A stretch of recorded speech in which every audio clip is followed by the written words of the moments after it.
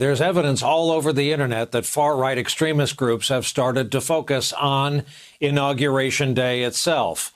Our next guest, General Barry McCaffrey, posted this, and it caught our eye. Given the security threat to the inauguration, the ceremony should be moved to a more protected location like the Capitol Dome.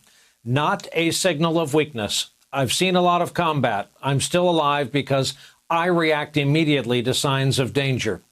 Well, back with us again tonight, two of our very, very best. The aforementioned General Barry McCaffrey, decorated combat veteran of Vietnam, former battlefield commander in the Persian Gulf, former cabinet member, and our military analyst for good reason.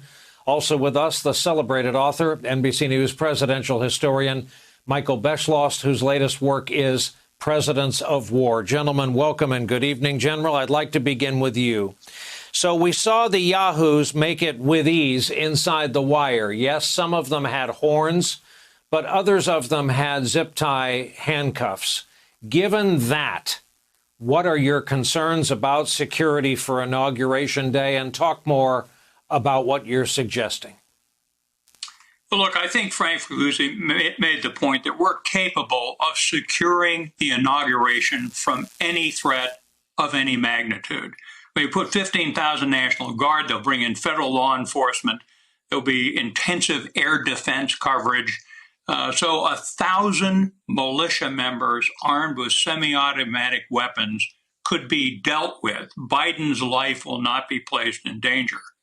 What I'm concerned about is we've just watched this massive failure of intelligence and law enforcement where the Capitol, we narrowly avoided having Vice President Mike Pence with the Speaker of the House harmed, if not murdered, a few days ago. So what I'm concerned about, it seems to me if the inauguration is outside, we end up with the likelihood of a provocation, of an embarrassment, of a demonstration, lasers, drones, firecrackers, snipers on the distant edge of the crowd that will be humiliating and embarrassing globally. So I think we ought to go inside. They ought to put them in the Capitol Dome where we can conduct a dignified ceremony with 30 TV cameras there and key members of the government, without which, mark me down as concerned about what's going to happen. Very small armed threat capable of committing murder, but they are out there. And now they're going to be in 50 state capitals also, where the state police and state investigative bodies and local law enforcement also are prepared to deal with any level of threat if they get the political direction to do so. Michael, it's chilling to hear that from a man who has shed blood on foreign battlefields for this country, talk about the potential for combat in Washington, D.C., and I always discuss history with a historian cautiously, but I've been thinking about 1945, the inauguration, and it was hardly his first, of FDR that he chose to have at the White House. That is the area just below what later became known as the Truman Balcony. It was wartime, and something else we did not know, he was dying. He had just weeks to live after his what turned out to be his final inaugural. Is there a parallel here, Michael?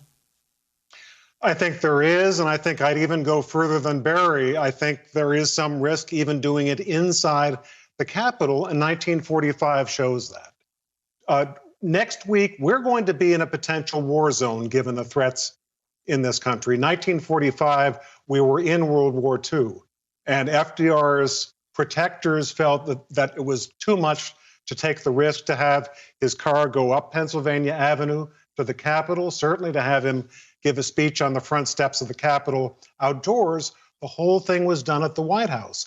He was sworn, he gave his speech on the South Portico. I think that's an exact parallel here.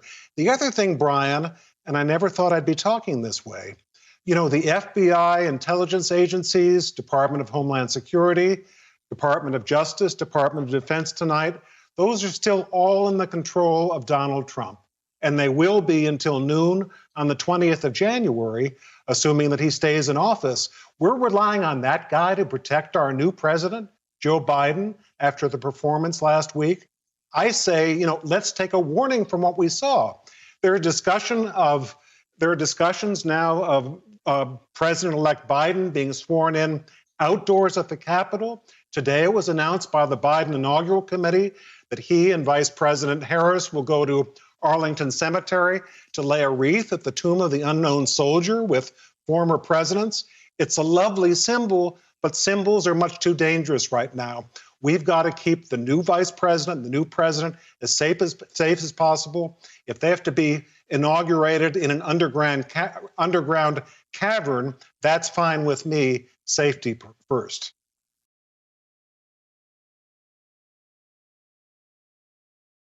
Hey there, I'm Chris Hayes from MSNBC. Thanks for watching MSNBC on YouTube. If you want to keep up to date with the videos we're putting out, you can click subscribe just below me or click over on this list to see lots of other great videos.